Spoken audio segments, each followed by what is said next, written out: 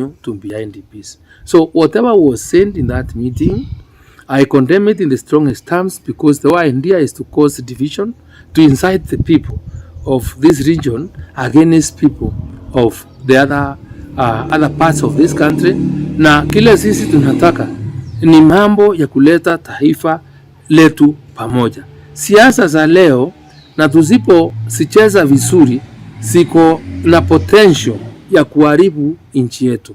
We should not forget that this country, where it was in the year 2007, was because number one of the leaders that permanently preached it, that permanently preached disobedience of the rule of law, and that permanently, after elections were announced, refused to accept the election results, and finally refused to subject themselves to the rule of law. So President Uhuru Kenyatta, in the standards by which you will be held accountable by the people of this country and the international community, is higher than anybody else. So what we would expect right now is to have a tone whereby we continually preach peace, where we continually preach the obedience of the law, where we continually preach or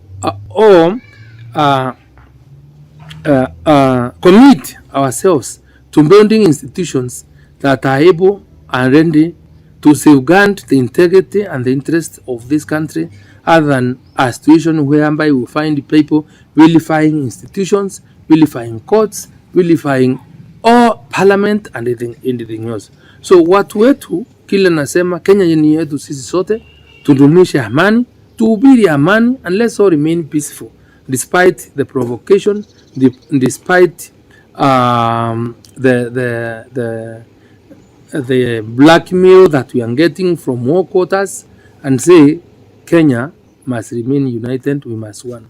But we must be ready to protect our sovereignty. We must be ready to protect our right to elect the leaders that we want, and we will not take it lying down that we will be forced to elect somebody that we do not feel is qualified enough to represent our interests.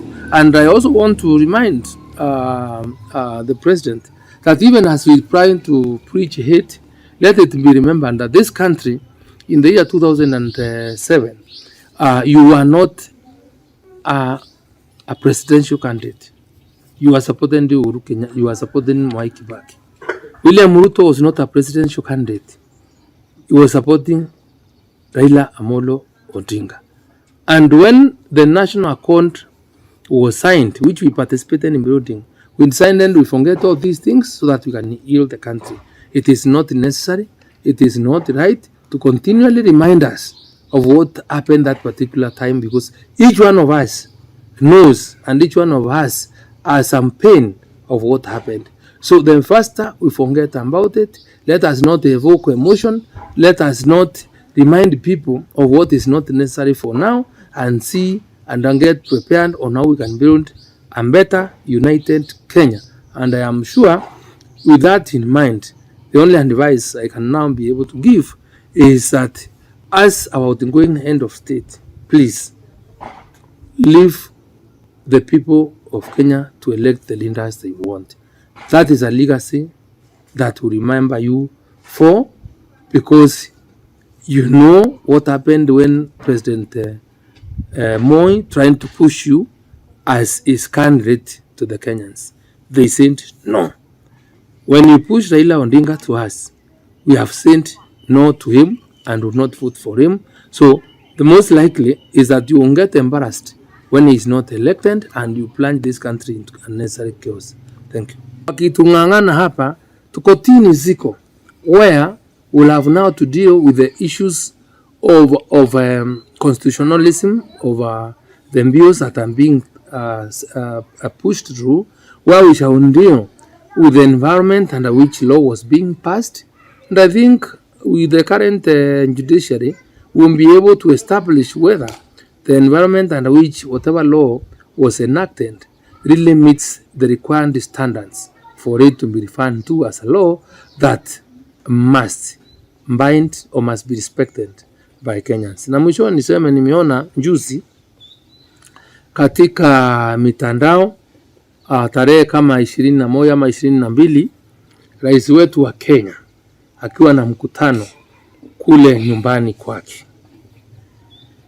Mkutano wote ule ni kulingana na vile nimesikiza umekuwa ulihudhuriwa na watu na ambao yale mambo yaliweza kuongelewa kule ni mambo ambayo ama yale rais mwenyewe aliyaongea ni mambo ambayo yako na nia ya